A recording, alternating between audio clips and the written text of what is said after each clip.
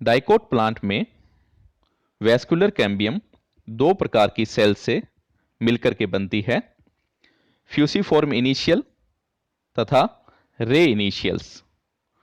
फ्यूसिफॉर्म initials अंदर की तरफ सेकेंडरी जाइलम व बाहर की तरफ सेकेंडरी फ्लोएम बनाती है, जबकि रे इनिशियल की सेल्स सेकेंडरी मेड्यूलरी रेज बनाती है, जो सेकेंडरी जाइलम और सेकेंडरी फ्लोएम में फैली हुई रहती है।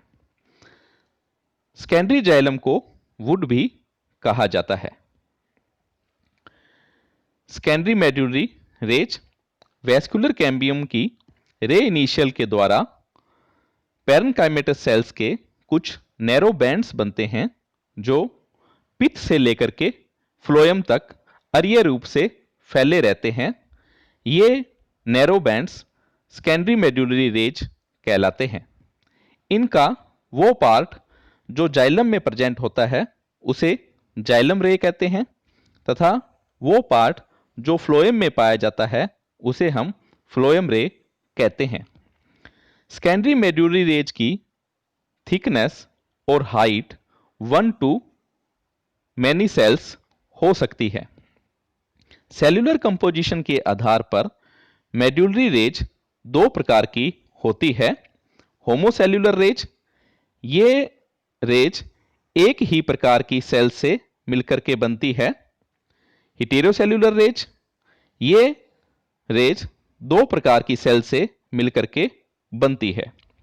प्रिमिटिव वुड्स में यूनिसीरिएट और मल्टीसीरिएट हेटेरोसेल्यूलर रेज पाई जाती है, जबकि एडवांस्ड वुड में मल्टीसेल्यूलर और होमोसेल्यूलर प्रकार की रेज पाई जाती है।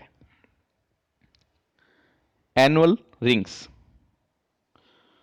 वैस्कुलर कैम्बियम की एक्टिविटी इन्वायरमेंटल फ्लैक्चुएशन के कारण प्रभावित होती है, और ये फ्लैक्चुएशंस टेम्परेट रीजन, जहां एक साल में दो स्पष्ट सीजन, स्प्रिंग सीजन और ऑटम सीजन पाए जाते हैं, में स्पष्ट होता है।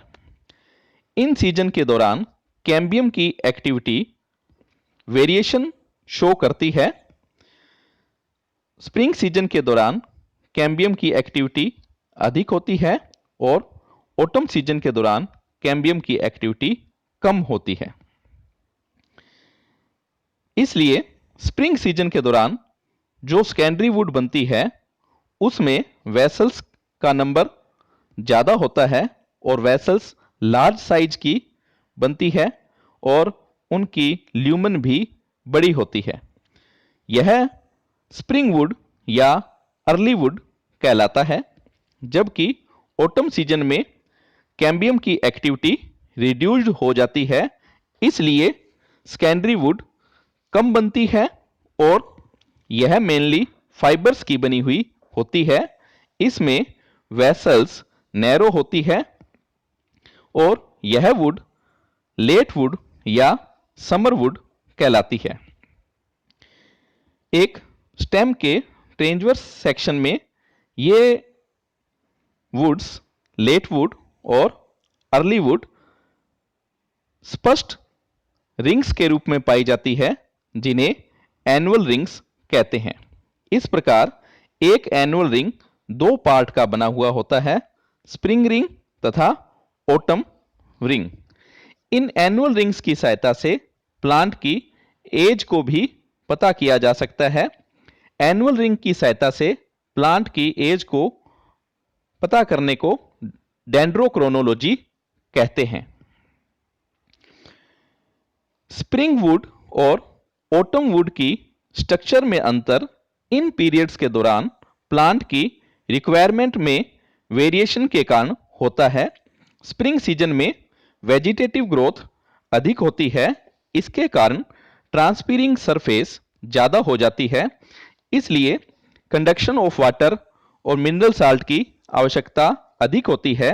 इसलिए कैम्बियम एक्टिवली डिवाइड करती है और ब्रॉडर वेसल्स बनाती है और वेसल्स का नंबर भी अधिक होता है। जबकि इसके विपरीत ऑटम सीजन में लीफ फॉल हो जाता है और वेजिटेटिव ग्रोथ कम होती है, इसलिए कंडक्शन ऑफ वाटर की आवश्यकता कम होती है, इसलिए कैम्बियम की एक्टिविटी रिड्यूस्ड हो जाती है और इसलिए ऑटम वुड में नैरो वेसल्स बनती है। कभी-कभी कैम्बियम की एक्टिविटी कुछ दूसरी एक्सटर्नल क्लाइमेटिक कंडीशन जैसे ड्राउट, डिफोलिएशन, डिजीज के कारण भी डिस्टर्ब हो जाती है और 2 से अधिक रिंग भी एक ईयर में बन सकते हैं। इन्हें मल्टीपल एनुअल रिंग्स या फॉल्स एनुअल रिंग्स भी कहा जाता है। जबकि ट्रॉपिकल सीजन में क्लाइमेट यूनिफॉर्म होता है और वेट होता है, इसलिए यहां पर ग्रोइंग रिंग्स को ट्री की एज से कोरिलेट नहीं कर सकते हैं। यहां पर जो ग्रोथ रिंग्स बनते हैं इन्हें ग्रोथ मार्क्स कहा जाता है। Sapwood and heartwood. Woody trunk के ट्रेंजोस सेक्शन में 2 रीजन स्पष्ट दिखाई देते हैं, आउटर लाइट कलर्ड रीजन और सेंट्रल डार्क कलर रीजन। जो आउटर लाइट कलर्ड रीजन होता है उसे सैपवुड या एल्बर्नम कहते हैं, जबकि जो सेंट्रल डार्क कलर्ड रीजन होता है उसे हार्टवुड या ड्यूरेमन कहते हैं। सैपवुड लिविंग और फंक्शनल सेल्स का बना हुआ होता है जो कंडक्शन ऑफ वाटर का कार्य करती है, जबकि हार्टवुड डेड सेल्स का बना हुआ होता है। इसकी सेल्स में अनेक प्रकार के पदार्थों का जमाव जैसे रेजिन, गम, टैनिन, फिनोलिक कंपाउंड्स का जमाव होता है, इसलिए यह पार्ट कंडक्शन ऑफ वाटर के लिए उपयुक्त नहीं होता है। जैसे जैसे ग्रोथ प्रोसेस आगे बढ़ता जाता है, सैपवुड हार्टवुड में कन्वर्ट होती जाती है। इस दौरान इनकी लिविंग सेल्स का प्रोटोप्लास्ट खत्म हो जाता है और वेसल्स टाइलोसिस के द्वारा ब्लॉक्ड हो जाती है। इस प्रकार ग्रोथ होने पर धीरे धीरे हार्टवुड की अमाउंट बढ़ती जाती है। पोरस और नॉन पोरस वुड्स। वेसल्स की प्रजेंस के आधार पर 2 प्रकार की वुड को आइडेंटिफाई किया गया है। वो वुड्स जिनमें वेसल्स नहीं पाई जाती है उन्हें नॉन पोरस वुड कहते हैं, जो जिम्नोस्पर्म में पाई जाती है, जबकि वो वुड जिनमें वेसल्स पाई जाती है उन्हें पोरस वुड कहते हैं, जो डाइकोट वुड होती है। नॉन पोरस वुड को टेक्निकली सॉफ्ट वुड कहते हैं, जबकि पोरस वुड को टेक्निकली हार्ड वुड कहा जाता है। सॉफ्ट वुड और हार्ड वुड टर्म वुड की सॉफ्टनेस या हार्डनेस से रिलेटेड नहीं होती है। जैसे बोम्बैक्स सीबा जो एक एंजियोस्पर्म होता है की हार्डवुड बहुत सॉफ्ट होती है, जबकि पाइनस और सीड्रस जो जिम्नोस्पर्म हैं उनकी सॉफ्ट वुड बहुत हार्ड पाई जाती है। पोरस वुड को आगे रिंग पोरस वुड और डिफ्यूज पोरस वुड में डिवाइड किया गया है। रिंग पोरस वुड में अर्ली वुड में वेसल्स का साइज बड़ा होता है, जबकि लेट वुड में वेसल्स का साइज छोटा होता है। इसलिए इसमें वेसल्स रिंग्स में अरेंज्ड दिखाई देती है, जो टेम्परेट एंजियोस्पर्मिक ट्रीज में पाया जाता है, जबकि डिफ्यूज पोरस वुड में वेसल्स यूनिफॉर्मली डिस्ट्रीब्यूटेड होती है और इस प्रकार की वुड ट्रॉपिकल एंजियोस्पर्मिक ट्रीज में पाई जाती है। रिएक्शन वुड स्ट्रेस कंडीशन के दौरान डेवलप होती है और इसमें वुड की ग्रोथ अनइक्वल होती है और इसेंट्रिक होती है। रिएक्शन वुड की फॉर्मेशन के दौरान ग्रेविटी का स्टिमुलस और ऑक्सीन का डिस्ट्रीब्यूशन इंपॉर्टेंट रोल अदा करते हैं। जिम्नोस्पर्म में रिएक्शन वुड ब्रांच की लोअर साइड पर बनती है जिसे कंप्रेशन वुड कहा जाता है, जबकि डाइकोट में यह ब्रांच की अपर साइड पर बनती है जिसे टेंशन वुड कहा जाता है। वुड में पाया जाने वाला पैरेन्काइमा या तो फ्यूसिफॉर्म इनिशियल से बनता है या रे इनिशियल से बनता है। वो पैरेन्काइमा जो वेस्कुलर कैम्बियम की फ्यूसिफॉर्म इनिशियल से बनता है उसे एक्जियल पैरेन्काइमा कहते हैं तथा वो पैरेन्काइमा जो वेस्कुलर कैम्बियम की रे इनिशियल से बनता है उसे रे पैरेन्काइमा कहा जाता है।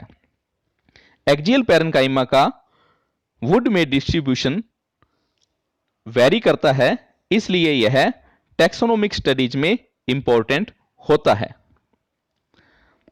टाइलोसिस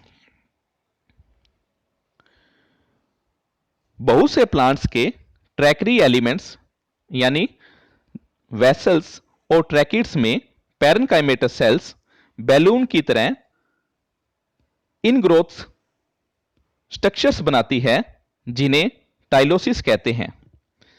ये टाइलोसिस वेसल्स और ट्रैकिड्स की ल्यूमन में पाई जाती है। इनका डेवलपमेंट बहुत सिंपल होता है। वेसल्स की जो एडजॉइनिंग पैरेन्काइमा सेल्स होती है वो वेसल्स के पिट में से अंदर की तरफ आकर के एक बैलून लाइक स्ट्रक्चर बना देती है और जिससे वेसल की ल्यूमन ब्लॉक्ड हो जाती है। अब इस बैलून लाइक स्ट्रक्चर पर अनेक प्रकार के पदार्थों का जमाव हो जाता है। टाइलोसिस सामान्यतः एंजियोस्पर्मिक हार्टवुड में पाए जाते हैं। ये वेसल्स और ट्रैकिड का पैसेज ब्लॉक कर देते हैं, इसलिए यह पार्ट कंडक्शन ऑफ वाटर नहीं कर पाता है। जिम्नोस्पर्म में टाइलोसिस की तरह स्ट्रक्चर्स पाई जाती है जिन्हें टाइलोसोइड्स कहा जाता है।